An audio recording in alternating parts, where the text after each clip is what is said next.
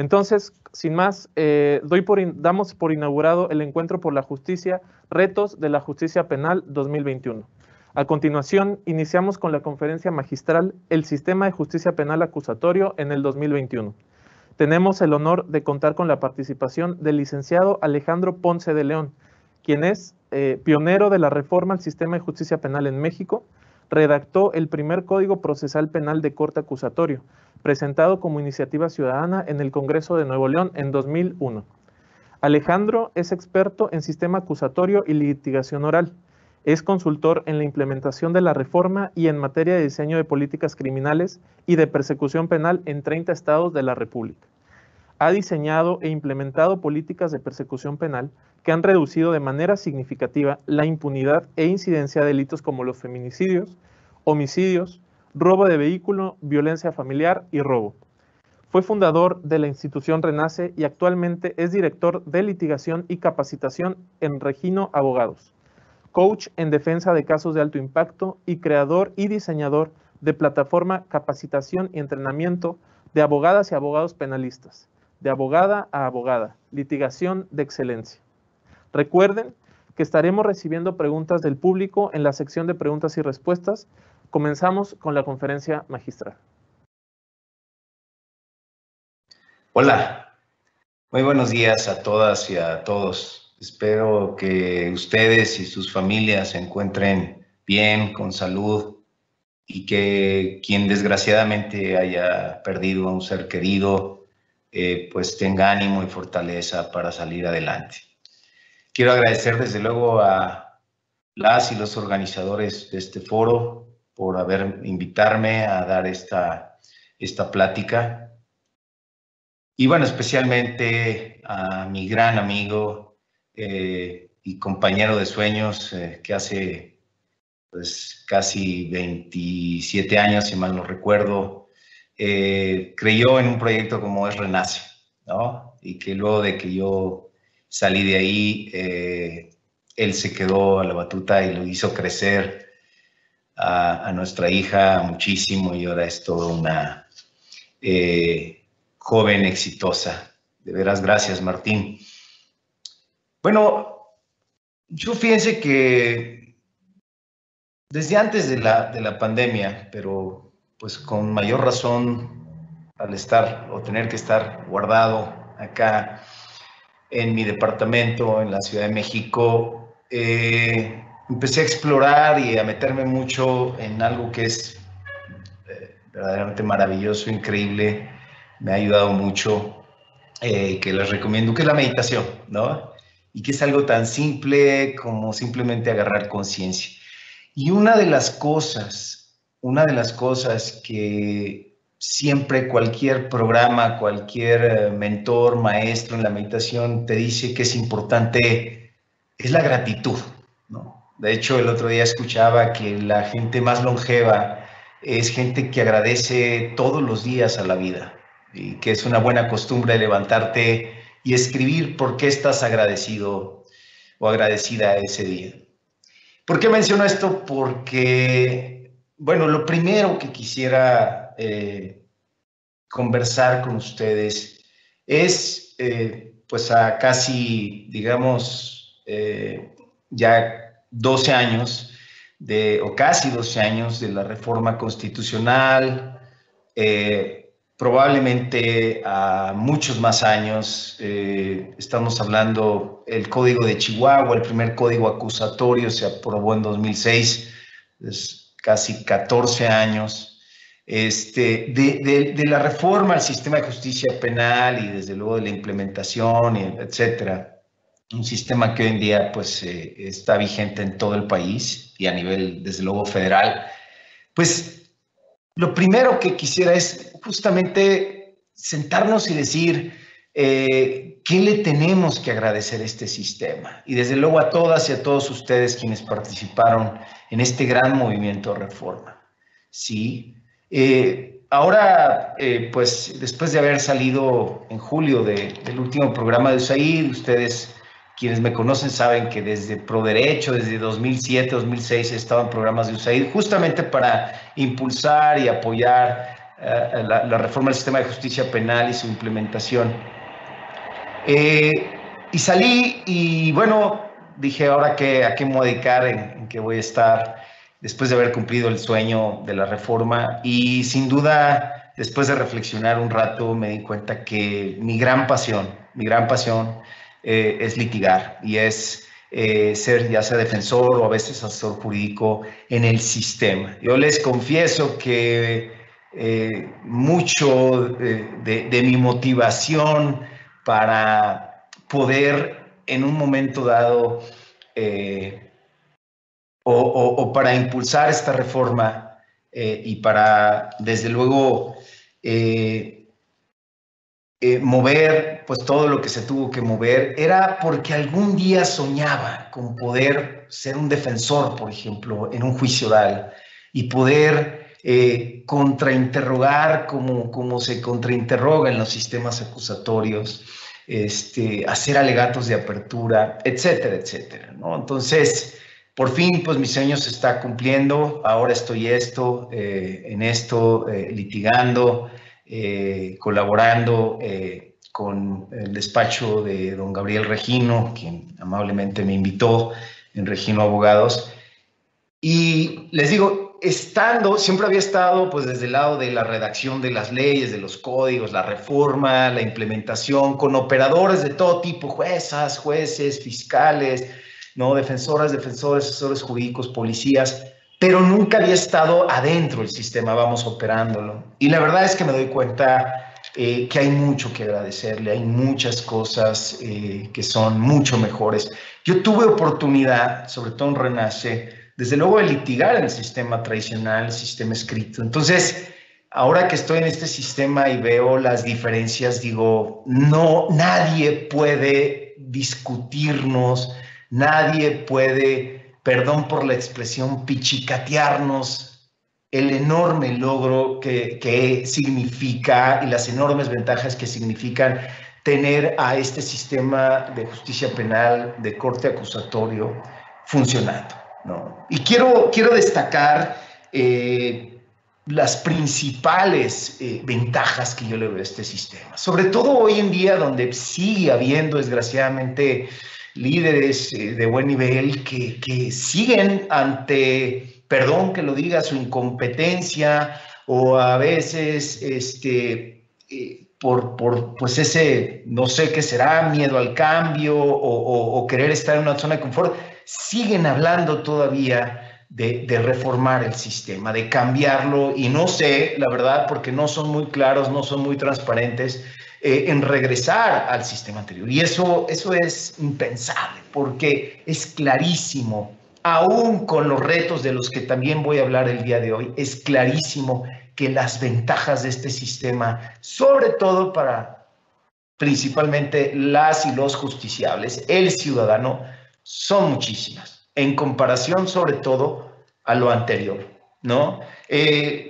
Hace poco leía un libro que se llama The Future of Justice and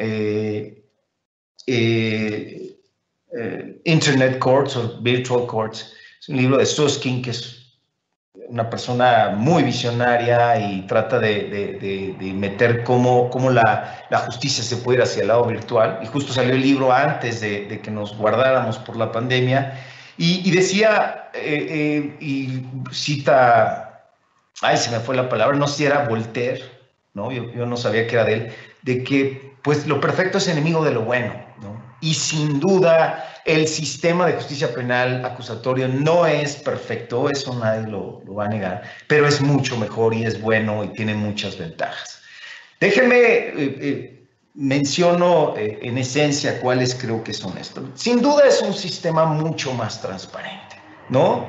Las audiencias son públicas, están videograbadas, los juicios son públicos. El sistema escrito eran expedientes y si usted quería estar en una audiencia, pues no podía saber nada porque pues el público no tiene acceso a un expediente. Entonces, simplemente el que la justicia en las audiencias, con todos y todas las intervinientes, estén ahí en vitrina, ya es una enorme ventaja. Claro que hay retos en materia de transparencia a los cuales voy a hacer referencia, pero es sin duda una justicia mucho más transparente, que se puede ver, que se puede oír, ¿no? Y que se puede percibir, ¿no? A los seres humanos, a las personas actuando, ¿no? No me refiero solo a abogadas, abogados, jueces, sino desde luego también a todos y todos los justiciables, ¿no? Testigos, víctimas. Eso es algo que hay que reconocer, ¿no? Y desde luego hay más acceso a las carpetas, a la información, a las resoluciones, etc. Sin duda también, es un sistema mucho más rápido. La justicia es mucho más pronta en este sistema. El otro día tuve la oportunidad de representar a una persona que estaba acusada de un robo, un joven, ¿no? En el despacho de Monterrey, pro bono. Y bueno, llevamos a cabo un abreviado, fue una audiencia virtual, por cierto, ¿no? Por el tema de la pandemia, y estuvo la víctima, etcétera. Y además de esa transparencia y de la posibilidad, él le pide unas disculpas, acepta su responsabilidad, ustedes ya saben cómo opera el abreviado, ¿no? Pero fue una audiencia de 30 minutos donde él se resolvió el asunto, fue ahí condenado, ahí mismo solicitamos un beneficio porque era un joven primo delincuente. Nada más quien haya litigado el sistema anterior, ¿cuántos hubiera? Él fue detenido más o menos a finales de septiembre. Esta audiencia se llevó a principios de diciembre. ¿Cuánto hubiera tenido ese joven que estar detenido, ¿sí?, en el sistema tradicional para que se le dictara sentencia? Porque no había en realidad el abreviado, no había unas cosas como el sumario, pero no funcionaba. Aquí en 2 meses estaba condenado, en 2 meses estaba obviamente libre gracias a un beneficio de una sustitución por multa. Es un sistema mucho más rápido y bueno, habrá estudios mucho más serios, ¿no? De varias de las organizaciones que forman parte de esta red, que estadísticamente no me dejarán mentir, pero yo lo he vivido mucho más pronto los juicios, obviamente con las soluciones alternas o los procedimientos de aceleración como es el abreviado, las cosas terminan mucho más rápido. Hay mucho que hacer todavía, sobre todo en los delitos menos graves, ¿no? Creo, sin duda, en términos generales, es un sistema mucho más justo. Es mucho más justo. Yo, pues, en Renace, cuando fundé, pues, obviamente, pues, defendía los casos que llevábamos de las personas que, estudiando los casos, pensamos que eran inocentes de escasos recursos económicos, y verdaderamente era un martirio defender a una persona. O sea, tú llevabas la presunción de culpabilidad en el sistema anterior, dictado el auto de formal prisión, bueno, las actuaciones de la averiguación previa tenían un valor pleno, entonces podía pasar y podía llegar un testigo, la víctima, decir, él no fue y eso no valía por unos criterios terribles que tenía la Corte del famoso principio de inmediatez. No podías preguntar, todo lo tenías que hacer por vía del secretario, la secretaria del juzgado.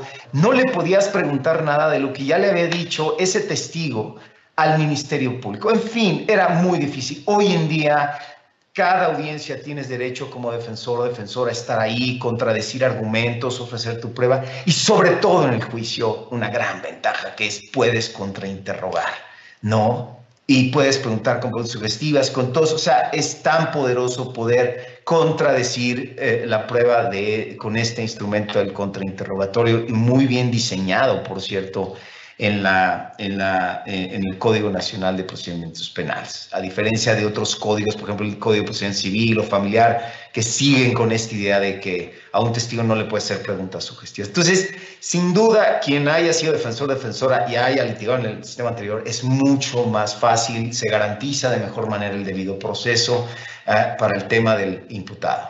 Hay cosas increíbles, o sea, tú en la investigación como imputado, como defensora, puedes ir ante el juez a quejarte que no se te está descubriendo, se te está dando los datos que necesitas para tu defensa. Hay un artículo que es una joya, que pocos aprovechan o pocas aprovechan defensores, el 126, que te permite entrevistar testigos, sobre todo testigos que han declarado ante la fiscalía o lo que ya se llamaba testigos de cargo, sí, para preparar tu defensa, poderlos contrainterrogar de manera adecuada, etcétera, etcétera. Creo que sin duda se me hace un sistema más justo que garantiza el debido proceso y eventualmente los juicios justos. Por todas las herramientas que te da como defensor y defensora, y créanmelo, ahora lo estoy viviendo cuando tengo una defensa. Y sobre todo comparándome con lo que era, les decía yo, en Renace defender a una persona, a un inculpado, como se le llama. Pero creo que desde el lado de la víctima también, o sea, obviamente sin perjuicio de todos los derechos que el sistema le reconoce hoy en día a la víctima, y no solo el Código Nacional, no solo la Constitución, sino la Ley General de Víctimas. Por ahí hay derechos muy interesantes, pero le permite una participación activa en el proceso, ¿no? A ser informada en el juicio, en todo a la víctima, incluso vía una figura que es el asesor jurídico, que hay muchos retos ahí, pero que a veces sí, pues es necesaria esta figura de una abogada, un abogado que represente a la víctima y que, pues, perdón por la expresión, le pique a las costillas a fiscales o fiscales que no están haciendo bien su trabajo, que son negligentes en la investigación, en la persecución penal, o son omisos, omisas, etcétera. No hay muchos recursos. Hoy en día la víctima puede impugnar ante un juez esas omisiones del Ministerio Público en la investigación, por ejemplo, puede impugnar decisiones de no ejercitar la acción penal o cualquiera de archivar un caso, etcétera. Sin duda creo y he también tenido la oportunidad desde que salí de Projusticia de representar a víctimas, ser asesor jurídico, y sin duda tienes muchas herramientas para que a la víctima se le haga justicia. Hay muchos retos, desde luego, y bueno, ojalá y no fuera necesario el asesor jurídico, ojalá y el Ministerio Público asumiera esta responsabilidad de proteger y defender a las víctimas, ¿no? En términos generales, creo que por eso digo que es un sistema más justo. Ahí se garantiza de mucho mejor manera la imparcialidad de las juezas y jueces, tanto de control en el juicio. Los jueces de enjuiciamiento no pueden, como ustedes saben, haber conocido del sistema antes, digo, del caso antes, como juezas de control, en fin, ¿no? Y siempre la posibilidad de que haya contradicción siempre garantiza esa imparcialidad, ¿no? Siempre se escucha a las partes. Es un sistema sin duda más equilibrado, más justo. Finalmente, entre las grandes ventajas que yo veo, y que es un sistema mucho más accesible. Hay mucho muchos retos en el tema de accesibilidad a la justicia, pero digo, yo simplemente el hecho de que tanto la víctima como los imputados en las audiencias pues estén ahí, tengan al juez enfrente, puedan hablar, puedan decir, tengan siempre a su defensor, que sabemos que en el sistema tradicional eso no ocurría, el defensor estaba por allá en otra audiencia, en otra mesa del juzgado, y entonces venía y preguntaba una cosa, se iba. Aquí no, aquí sí está la inmediación, el contacto. Eso hace la justicia más accesible. Hay retos, entre ellos, sin duda, por ejemplo, el lenguaje que usamos los abogados en las audiencias de repente podría ser más accesible, más democrático. La accesibilidad, una de las cosas que me sorprende muchísimo, por ejemplo, es que de repente tú en Nuevo León quieres revisar una carpeta, quieres revisar una audiencia, y pues hay un tribunal virtual, como ustedes saben, y te metes, te dan un número de usuario y entras y puedes ver todo el proceso ahí, ¿no? Sin duda hoy en día, sobre todo en estados como Coahuila, como el mismo Nuevo León, que hacen audiencias virtuales por Zoom, sobre todo en esta época de contingencia, de pandemia, pues eso hace más accesible la justicia. ¿Cuántas personas no se podrían trasladar o no iban a la audiencia porque no podían ir? Pues desde su casa pueden tomar la audiencia y participar en la audiencia. Creo yo, claro que aquí hay mucho que hacer. Por ejemplo, el hecho de que la policía en la calle debería, porque el 132 nos costó mucho trabajo a varios colegas y a un servidor, dejar que la policía pudiera recibir y debía recibir las denuncias, porque en cualquier país del mundo la noticia crímenes la recibe la policía. Pues eso también hace más accesible, que ahí la víctima, oiga, policía pasó, y el policía le toma y ahí entrevista, el primer respondiente, me refiero, un policía municipal, y no decirle, bueno, tiene que ir al Ministerio Público, estar 4 horas y presentar su denuncia, ratificarla, bla, bla, bla. Eso sin duda hace más accesible la justicia. Hay varios elementos que por el tiempo pues no me da destacar, que es la accesibilidad de la justicia, insisto, tanto para la víctima como para los imputados. Entonces creo que es en ese sentido mucho más accesible, ¿no?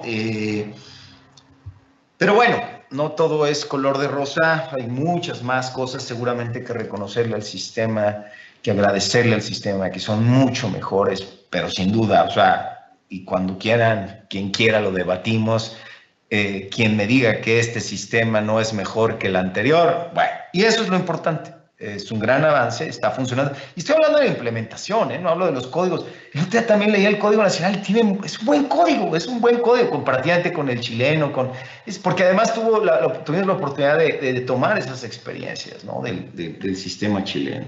Entonces, pero me refiero a la operación del día a día del sistema, ¿no? Hay cosas que se ven, veo policías que hacen muy bien su trabajo, levantan sus actas, entrevistan, llevan los casos. La verdad es que veo cosas mucho mejores por estas y otras razones. Pero bueno, pasemos desde luego, es importante, a los retos, a lo que todavía falta por hacer en este sistema. ¿Cuáles son los grandes retos del sistema acusatorio en este país? Quiero hacer y terminar con esa parte, bueno, especialmente después de hablar de los retos, digamos, en general, pues esta pandemia, esta terrible pandemia, ¿qué retos le impone al sistema y a todas y todos nosotros como operadores o como justiciables, ¿no? Sin duda son varios que hay que establecer. Sin duda, el gran reto de este país, y bueno, desde luego el sistema de justicia penal y de todas las instituciones involucradas, pues es el tema de la impunidad, ¿no? Y la impunidad es algo que permea desgraciadamente a todo tipo de delitos, a los delitos del día a día, no graves, al robo, ¿no? Desde luego la violencia familiar y a los terribles homicidios que ocurren, masacres, feminicidios, y no se diga a todos los delitos cometidos por el crimen organizado o por redes de corrupción, ¿no? Eso nadie lo puede discutir, ¿no? Y ese es el gran reto. Y yo creo que parte del problema es pues este concepto de impunidad que a veces, ¿no? Incluso con mucho respeto, lo digo, algunas organizaciones que dicen, de tantas denuncias solo se ha dictado en tantos casos sentencia. No, es que tenemos que entender algo que se entendió desde que se creó el código y la reforma constitucional, desde luego. Esperar que a todas denuncias, en toda denuncia, y la investigación correspondiente se dicte una sentencia condenatoria, eso, todo juicio es, pero un despropósito, pero además es material y humanamente imposible. El sistema tiene que tener distintas respuestas para cada tipo de hechos y a veces simplemente no es una respuesta, es decir, pues como el caso de los criterios de oportunidad, esto no se va a perseguir, no se va a invertir el Estado el recurso escaso que tiene para perseguir este tipo de hechos. Y esto es una realidad y a veces nos desgarramos las vestiduras de que es que sí, le robaron unos chocolates de la tiendita de la esquina y la policía no ha hecho nada y presentó su denuncia. Es triste, sí, pero al haber una regla de suma cero, porque el recurso es escaso, pues pensemos que si va un policía o si se va un investigador, o que a veces se exige eso, pues entonces ese investigador, policías, ya no está para estar viendo la balacera de un lado o investigando el secuestro, investigando el feminicidio. Entonces, hay que entender esta parte, porque creo que a veces nuestras expectativas son demasiado altas y provoca eso, creo yo, males mayores, ¿no? Lo que hay que entender, y ese es el gran reto, es que el sistema sea un sistema más inteligente. ¿A qué me refiero? Que tenga la capacidad de que toda la demanda de justicia penal que llega vía las llamadas al 911, vía las denuncias a la policía, de la manera que ustedes quieran, que se pueda presentar poner en conocimiento de cualquier autoridad un hecho probablemente delictivo, pues que el sistema tenga desde el primer momento, el primer respondiente, la primera autoridad que intervenga, pues la capacidad de clasificar, o como dicen los colombianos, categorizar el tipo de hecho del que se trata. Y dependiendo el sapo, pues será la pedrada, ¿verdad? Si es un hecho menor, etcétera, pues es algo que tendrá que resolver la policía, primer respondiente. Él hará toda la investigación, lo que haya en ese momento, y eso se lo lleva un fiscal, y el fiscal tendrá que rápidamente llevar una audiencia masiva y donde pues, obviamente se tendrá que resolver muy rápidamente, sobre todo si hay detenidos en flagrancia. Vía las soluciones alternas, suspensión condicional, ver si se repara el daño, un abreviado, las cosas rápidas. Estos asuntos se tienen que resolver así, y con la información. De repente queremos hacer, no, vaya y presente su denuncia, y se quiere un oficio de investigación. Pues para estas cosas, perdón, que son menores, no me gusta llamarles bagatela. Yo sé que para la víctima de un robito de unos chocolates, o para alguien que le pintaron su barda, pues es así muy grave y puede verse afectado, pero hay que entender, o sea, a mí me lo decía mucho cuando empezaba yo a ver el sistema Cristian Riego, quien me decía, es que ahorita el sistema, y creo que sigue operando así, pues opera como si alguien llegara a un hospital, y ustedes saben que los hospitales, si algo tienen muy bien, es el triage, ¿no? El triaje, la clasificación de las personas que llegan al hospital. Y bueno, llegara una persona con un dolor de estómago terrible y váyase con el neurólogo, ¿no? Y lo vamos a pasar a cirugía con el neurólogo. Y alguien llega con una gripa y con el neurólogo. Y alguien llega con un problema, pues es, digamos, una persona que se siente los síntomas, pero no es, se me fue la palabra, llega un hipocondríaco y también se le pasa con el neurólogo, a pesar de que pues, obviamente no tiene nada, ¿no? Esto es equivalente a cuántas cosas no se denuncian, chismes de vecindad, y que no son delitos, ni siquiera tienen la presencia de delito, y ahí va el sistema, y echa a andarse el sistema, etcétera. Y el mismo tratamiento le dan a pues quien sí trae un problema, probablemente un tumor o algo así. El problema es que pues el quirófano y el neurólogo ya va a estar ocupado o ocupada, y ya no va a haber quien los atienda porque está atendiendo al de la gripa, al de la gastritis, etcétera. Y eso me lo decía cuando empezábamos a tratar de impulsar la reforma en México, les decía Cristian Riego, me pone ese ejemplo. Y así opera el sistema hoy en día, todavía menos, pero lo mismo es un robo que un feminicidio, o sea, queremos darle la misma respuesta. Y creo que el sistema tiene que empezar a categorizar las cargas de trabajo y el tipo de hechos del que tiene conocimiento. Y dar la respuesta más adecuada, insisto, si el delito es un hecho no grave, ¿no? Ahí resolver, y con lo que la policía recabe, con eso se resuelve en una primera audiencia muy rápidamente, un acuerdo reparatorio, lo que ustedes quieran. Hay delitos más graves que requieren de mayor investigación, sin embargo, que es muy fácil el imputado conocido. El feminicidio, entre el 90 y 95% de los feminicidios, esto es un dato comprobable, los cometen parejas o exparejas de las víctimas. Está perfecto, es muy fácil dar con la investigación, o sea, es menos común, gracias a Dios también, digo, en ese sentido, los feminicidas seriales, ¿no? Locos que van por ahí matando mujeres, como el famoso caso del monstruo de Catepec, ¿no?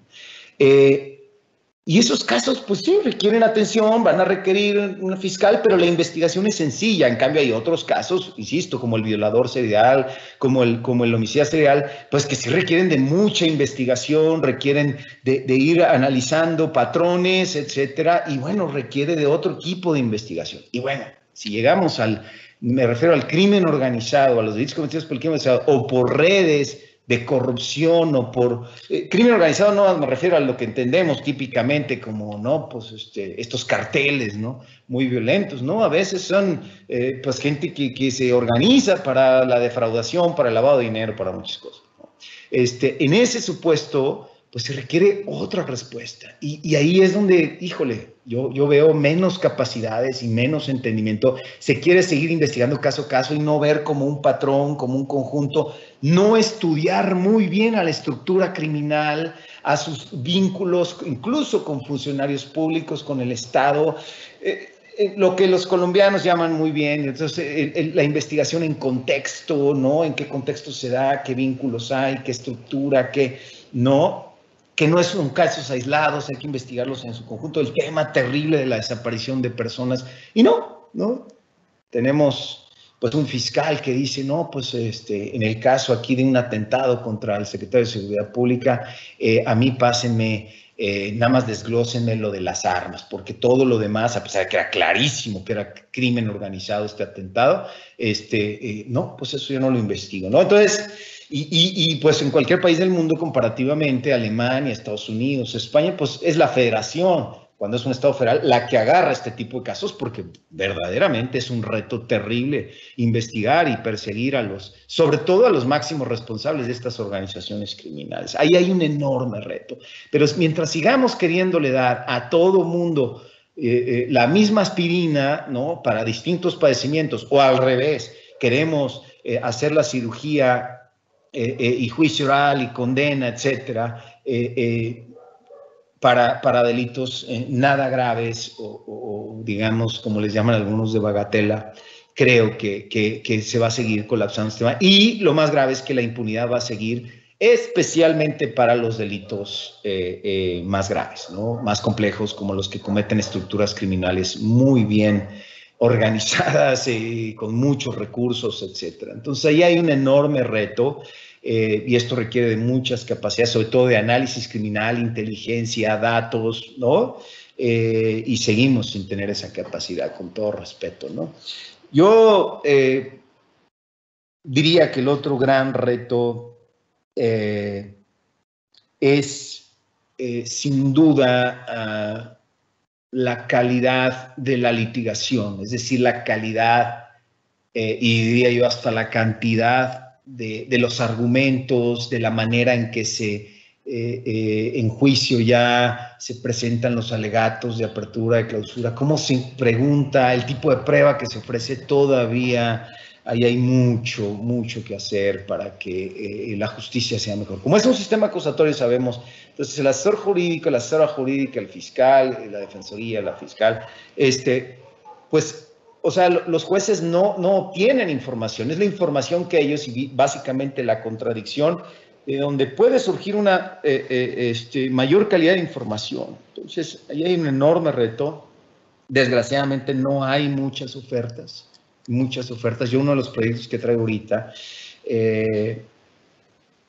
es justamente junto con Gabriel Regino, el doctor, es poder dar esa oferta sobre todo en vía virtual, ¿no? Tomando en cuenta para verdaderamente mejorar la calidad de la litigación, por llamarle de manera muy general. Yo creo que también todavía hay retos muy importantes en el tema de transparencia. Sigue habiendo, y sobre todo, casos muy emblemáticos, abreviados de Javier Duarte y otros debates que incluso muchas de las organizaciones que forman parte de la red pidieron que fuera pública, por ejemplo, la audiencia de Lozoya, y se sigue diciendo no, y ahora con la pandemia, pues el pretexto es no, hay pandemia, entonces las audiencias son privadas, son cerradas. Audiencias que deberían ser porque la comunidad tiene interés en enterarse de los argumentos, etcétera, y igual de los juicios, sigue limitándose muchísimo el acceso a los videos, eso está perfectamente claro a los registros videograbados de las audiencias, y hay mucho todavía, sigue habiendo, sobre todo los funcionarios públicos de los tribunales, mucho recelo a abrir, a ser transparentes, a dejar que el público, ¿no? Y creo que ahí el público participe en las audiencias, ¿no? Y ahí tenemos las y los abogados, sobre todo los defensores y asesores jurídicos privados y de organizaciones de sociedad civil, pues empezar a promover amparos y llevar esto a la corte de que el violentar la publicidad, el de que las audiencias sean privadas cuando no corresponde que sean privadas, pues entonces que esto sea causa de nulidad de los juicios y que motivo para que se concedan los amparos, ¿no? Es un derecho muy importante, no solo, ojo, para el imputado y la víctima, sino para la sociedad, para todas y todos nosotros en general, ¿no? Creo que empieza a haber algunos retos importantes en el tema de que la justicia sea más pronto, audiencias demasiado largas, audiencias. Yo no puedo entender cómo una audiencia inicial donde no hubo desahogo de prueba, o aunque lo hubiera, dura 8, 12, 26 horas. No me lo explico. ¿Qué tanto se puede argumentar? Y esto tiene que ver con el primer tema que mencionaba, que era la litigación. Pero hay estados como Baja California, donde está colapsado, o sea, donde pueden pasar, el otro día había un caso en un proyecto que tenemos con Java, con Gaby Ortiz, de defensores, un defensor público que me decía que de un abuso sexual, la intermedia se había llevado a cabo hace 4 años y todavía el juicio no se celebraba, ¿no? Terrible. Y ya creo que está por prescribir o por cumplir. Él no está en prisión preventiva, ¿no? Entonces, el gran reto. Y bueno, de una vez lo digo, pues este enorme reto de la prisión preventiva oficiosa, del abuso de la prisión preventiva, es un terrible reto. Y cada vez, por lo visto, los legisladores, las legisladoras lo quieren ir aumentando. Porque es una terrible afrenta, y eso nadie lo puede negar, a la presunción de inocencia. Es terrible, ahora lo vivo, tener que estar defendiendo a una persona que a fuerzas tiene que estar presa, simplemente por el delito que se le imputa, ¿no? A pesar de que la Corte Interamericana, y todas y todos lo sabemos, ha dicho que es absolutamente contraria a la Convención, ¿no? Y bueno, terminaría con los retos, digo, hay muchos más, pero el tema de la protección a las víctimas, ¿no? O sea, sobre todo a las víctimas de violencia de género, ¿no? Presentan denuncia, hay indicadores ya, nosotros en ProJusticia desarrollamos muchísimos, un grupo de indicadores tamizados, de variables tamizadas, que te permite identificar una víctima de alto riesgo. Es una víctima que está en una alta probabilidad de ser privada de la vida por su pareja o su expareja, por el tipo de violencia que ejerce, y entonces intervenir, protegerla, no andarse con las ramas con la persecución penal, buscar la detención y que la persona esté neutralizada, el agresor.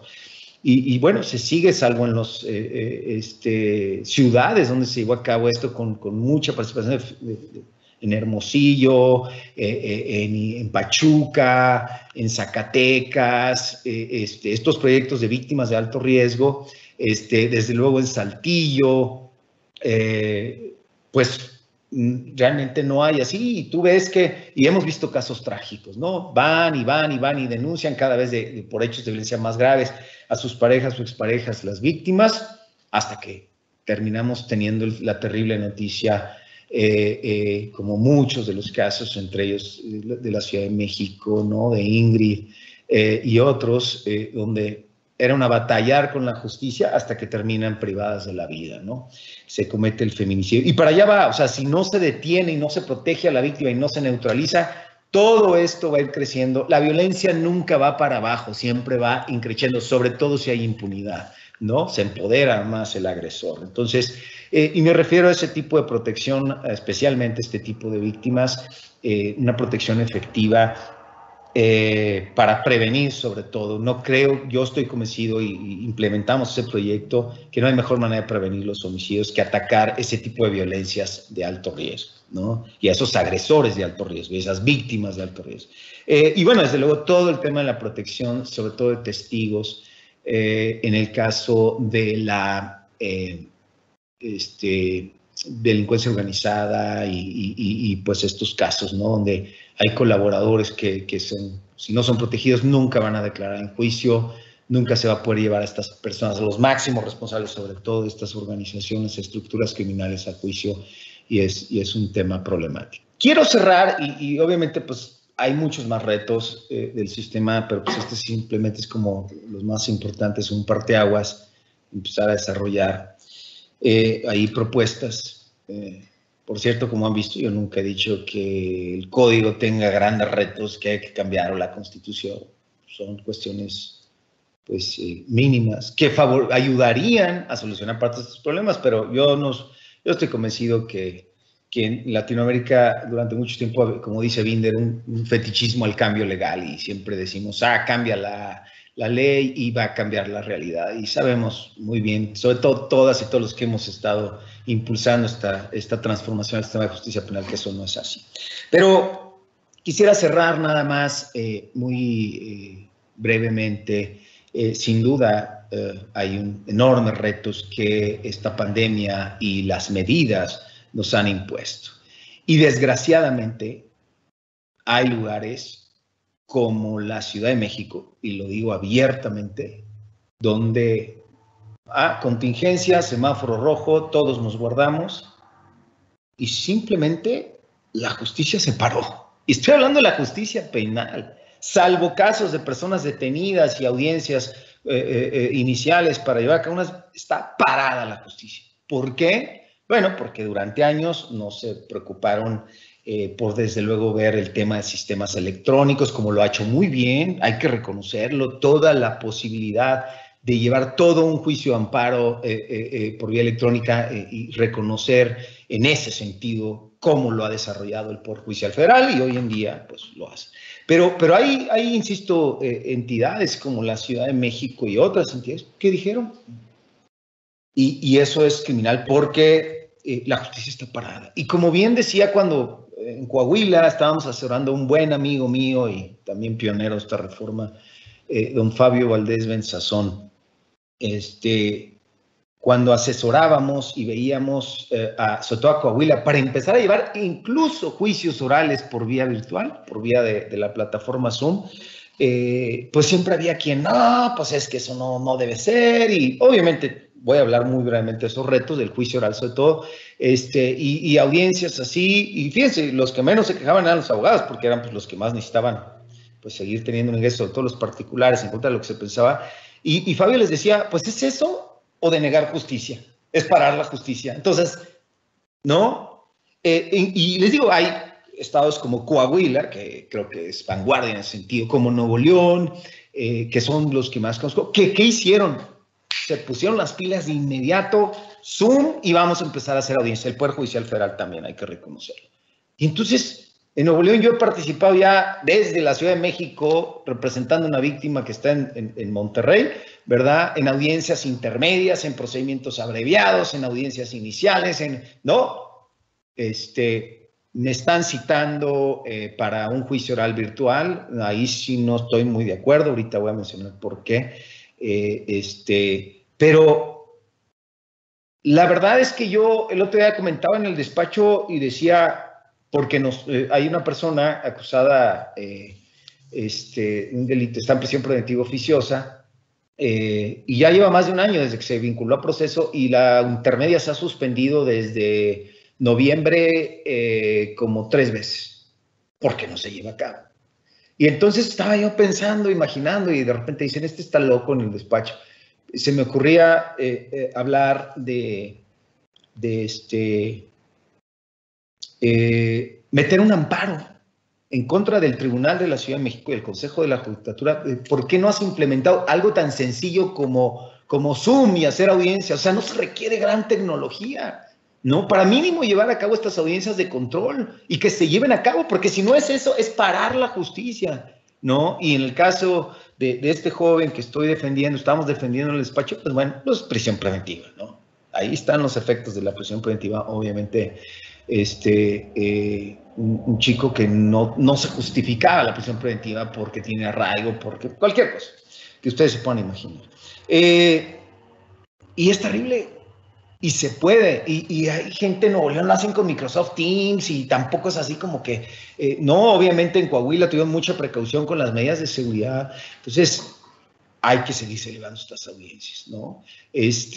Obviamente implementar como lo tiene el Poder Judicial, tú puedes presentar cosas por electrónico, con tu fiel, con tu firma, todo se tramita ahí, en Nuevo León tú checas el expediente electrónico, todo esto es indispensable que se haga. Y si no se empezó eso, o sea, a lo mejor requería más de infraestructura, más, pues hay que empezarlo a hacer, porque ya va tarde la Ciudad de México, ya va tarde otros estados, ¿no? Que ustedes me podrán decir que seguramente hay varios, ¿no? Y lo último es, bueno, pues sí, el gran reto son los juicios orales, ¿no? ¿Por qué? Porque, bueno, aquí estamos hablando de desahogo de prueba, de testigos, del principio de inmediación, hay muchas cosas que platicar, Yo creo que es posible, y si además no hay otra opción, adelante. Ya hizo uno de los que yo conozco, varios en Coahuila, ¿no? Donde incluso los testigos estaban en Parras y el juicio se llevaba obviamente en Saltillo, vamos, pero todo era virtual. Y creo que desarrollaron protocolos. A quien le interese, Coahuila los tiene.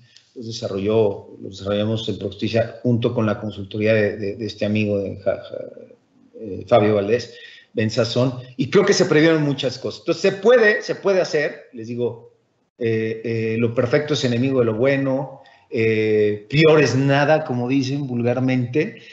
Sin embargo, hay que tener precauciones, porque, por ejemplo, en el caso donde yo estoy representando a una víctima de violación como asesor jurídico de Nuevo León que les platico, bueno, quieren hacer esto y los testigos de la defensa van a estar, y los de la fiscalía, ¿no? Pero de la defensa van a estar en el despacho, ¿no? Y perfectamente, pues puede estar atrás con un prompter al testigo diciéndole sí o no, contestándole cuando yo, la fiscal, esté contraexaminando. Entonces, hay que tener precaución. O sea, tampoco hay que irnos al otro extremo. Se puede garantizar de la mejor manera posible la integridad, sobre todo en la prueba, y que esto sea lo más cercano posible. O sea, y entender que esto sería en pandemia, ¿no? Sobre todo en estas circunstancias.